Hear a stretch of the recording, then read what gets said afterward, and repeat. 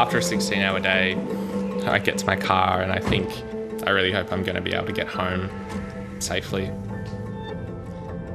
I haven't been able to take a break. In many cases, I haven't eaten in 12 or 14 hours.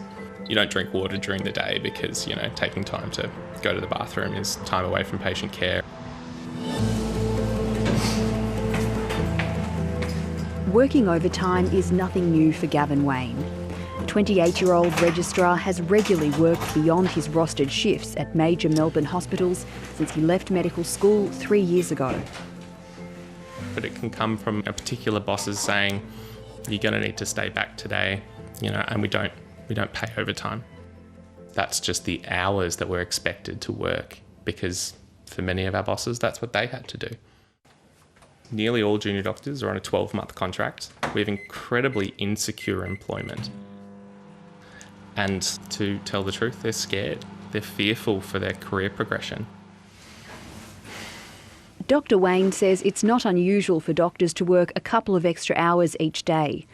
A 13-hour shift could sometimes become 16 hours with overtime. And while he's rarely paid for them, his biggest concern is the impact of the long shifts on his patients. If we're so fatigued and we're making little mistakes, a little slip with a medication here, a little slip with a decibel point here, that has profound effects, not just on length of stay in hospital, but, in the worst situations, that can have effects on mortality. Any free time outside his long shifts is spent studying for exams or trying to wind down and recharge before his next shift. Dr. Wayne is among a group of junior doctors suing their employers in separate class actions against several hospitals in the federal court. I love my job. I really do. The job should be hard. We all enjoy it, we knew that when we went in, that it would be a difficult and all-consuming, sort of lifestyle. This is not about doctors trying to say, we want to work less. It's about doctors trying to say, people are working far beyond what we would consider safe. There are tangible effects and fears on patient care as a result of that. Lawyer Andrew Grech is leading the class actions in Victoria, which have been launched by the union ASMOF and supported by the Australian Medical Association. If it's successful, he says more than 10,000 junior doctors may be eligible for compensation for unpaid overtime. 1,000 doctors have expressed interest in joining the class action.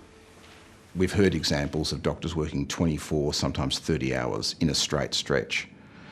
Now, you can imagine the outrage there would be if we asked a pilot to fly a plane for 24 or 30 hours at a stretch. Long working hours, unpaid overtime, long-standing issues in medicine have been going on for decades. Why has this issue come to a head now? I think really out of frustration. We really can't sustain a system that relies on unpaid overtime. Many of them are being asked to work between 15 and 25% extra for no reward.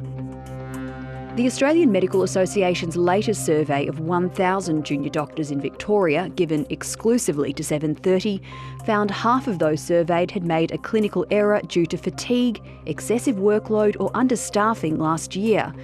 A third said they'd raised concerns about workload but were brushed off, and almost 50% said they were never paid for unrostered overtime. The main reason was the cultural expectations of the hospital they work at. There's a number of impacts of this kind of insidious culture problem within our system. We've seen car accidents at the end of shifts and we've seen medical errors. We know that doctors working excessive hours are working at the same level as they would be if they had been drinking alcohol to a level of 0.05. You wouldn't be allowed to drive at that level of performance. Doctors say the issue is widespread. 3 government health services managing major hospitals including Frankston, Monash Children's, Dandenong, Casey and La Trobe regional hospitals are being sued. 730 can reveal Western Health is expected to be the next network facing a class action. It runs hospitals including Sunshine and Footscray.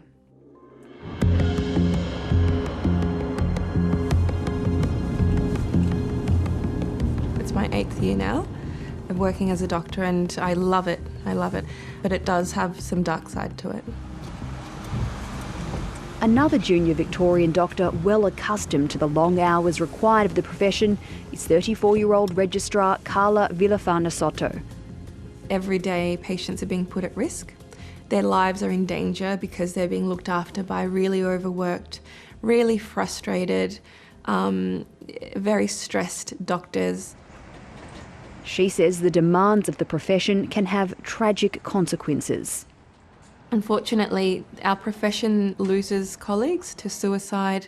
You know, it's not spoken of publicly, but we, you know, every couple of weeks we're hearing of someone who's passed away, of a colleague we've lost, and it's you know, that's what's driven us to do this. All the hospitals and the Victorian government said in separate statements they value their staff and respect the rights of their staff to receive proper payment.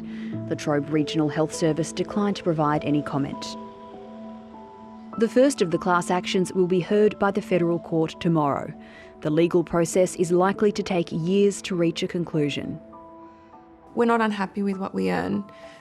It's not about money. It seems that money is the only language that the hospitals will listen to, because they haven't listened to our pleas for improved safety. Do you feel that they're listening now? I hope that the hospitals are listening. I hope the patients are listening. I hope that, you know, the government is listening, because it's a cry for help. We would like to be able to drive them to the table to be able to try and hammer out a better future for everybody, so that we can get on with it, doing our job, and that we can deliver the patient care to the Australian people that they really deserve.